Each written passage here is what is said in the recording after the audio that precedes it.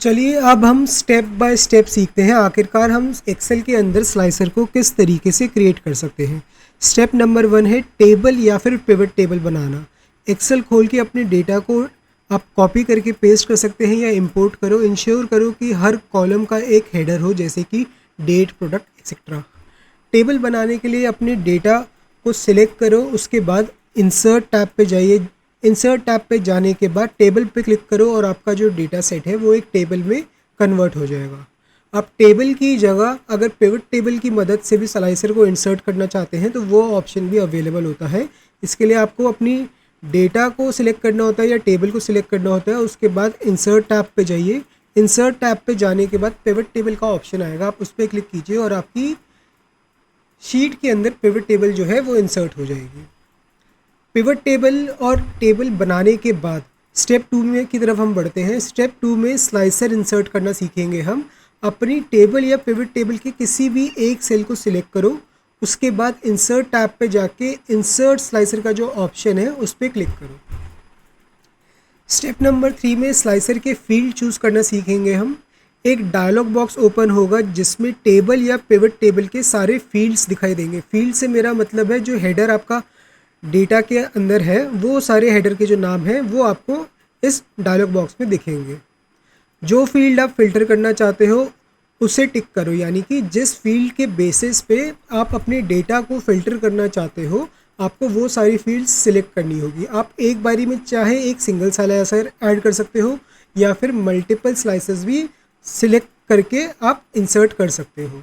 उसके बाद जैसे ही आप ओके पे क्लिक करेंगे आपकी शीट में स्लाइसर जो है वो इंसर्ट हो जाएंगे।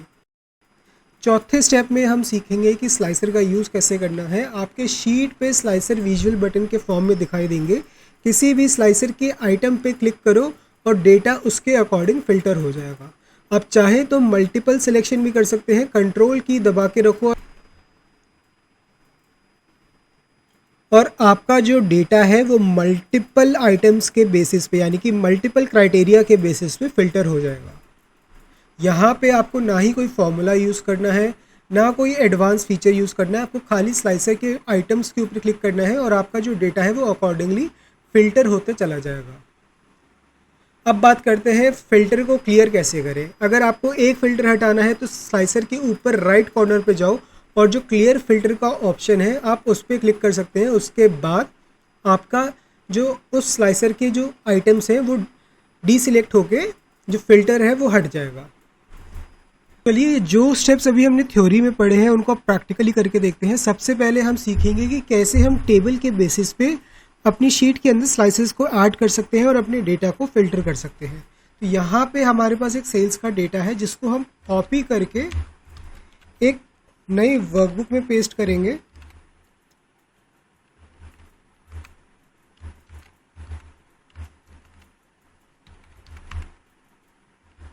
इसके बाद इस डेटा सेट के बेसिस पे हम जो स्लाइसेस है उसको ऐड करेंगे। तो यहाँ पे सबसे पहले मैं इस पूरे डेटा को सिलेक्ट करूँगा और इंसर्ट टैब में जाके टेबल पे क्लिक करूँगा।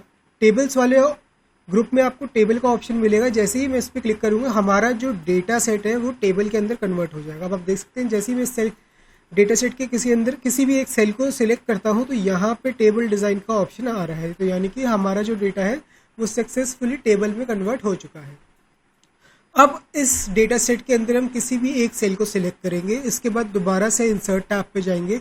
इंसर्ट टैब पे जाने के बाद हम आएंगे फिल्टर्स वाले ग्रुप में। फिल्टर्स वाले ग्रुप में आपको स्लाइसर का ऑप्शन मिलेगा। आप जैसे इस पर क्लिक करेंगे आपके डेटा सेट के जो हेडर्स है, यानी कि जो हेडिंग्स है हर कॉलम की, वो यहाँ पे डिस्प्ले होगी और जिन जिन हेडिंग के बेसिस पे आपको अपने डेटा सेट को फिल्टर करना है वो आप सिलेक्ट कर सकते हैं। तो यहाँ पे हम प्रोडक्ट को सिलेक्ट करेंगे, सेल टाइप को सिलेक्ट करेंगे, पेमेंट मोड को सिलेक्ट करेंगे और सेल्स पर्सन को सिलेक्ट करेंगे। हम चाहें तो कंट्री को भी सिलेक्ट कर सकते हैं। जैसे ही अब मैं ओके पे क्लिक करूँगा हमारे पास जो स्लाइसेस हैं वो यहाँ पे ऐड हो जाएंगे। इसके बाद हम जैसे जैसे इनके ऑप्शंस पे क्लिक करते रहेंगे, जो लिंक्स हैं इसमें आइटम्स जो हैं, आइटम्स इन चीज़ को कहते हैं।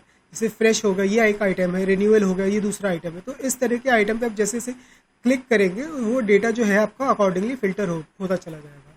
तो आप देख सकते हैं यहाँ पे हमारे पास स्लाइसर भी आ गया और हमारा जो डेटा सेट है वो टेबल में भी कन्वर्ट हो गया। अब अगर मेरे को खाली प्रोडक्ट ए के रिकॉर्ड्स को देखना है तो मैं यहाँ पे प्रोडक्ट ए पे क्लिक करूंगा और आप देख सकते हैं जो डेटा है वो फिल्टर हो रहा है। अगर मुझे प्रोडक्ट बी चाहिए तो मैं प्रोडक्ट बी को क्लिक करूंगा, सी चाहिए तो मैं सी पे क्लिक करूंगा। और इन फिल्टर्स को क्लियर करने के लिए यहाँ पे ये वाला जो ऑप्शन है टॉप राइट कॉर्नर पे क्लियर फिल्टर, इस पे क्लिक करूंगा या फिर मैं ऑल्ट प्लस सी का शॉर्टकट भी यूज कर सकता हूँ। अब मैं जैसे इसको क्लिक करूंगा हमारा जो फिल्टर है वो रीसेट हो जाएगा। अब एक ही स्लाइसर में से हम मल्टीपल आइटम्स को भी सिलेक्ट कर सकते हैं कुछ इस तरीके से। जैसे मैंने यहाँ पे प्रोडक्ट ए और प्रोडक्ट बी के सिलेक्ट किया तो प्रोडक्ट ए और प्रोडक्ट बी के दोनों जो रिकॉर्ड्स हैं उनके वो आ रहे हैं। इसके बाद हम दूसरे स्लाइसर से भी आइटम को सिलेक्ट करके इस डेटा को फर्दर फिल्टर कर सकते हैं। तो इस तरीके से आप एक्सेल के अंदर टेबल का यूज करके स्लाइसेस को ऐड कर सकते हैं।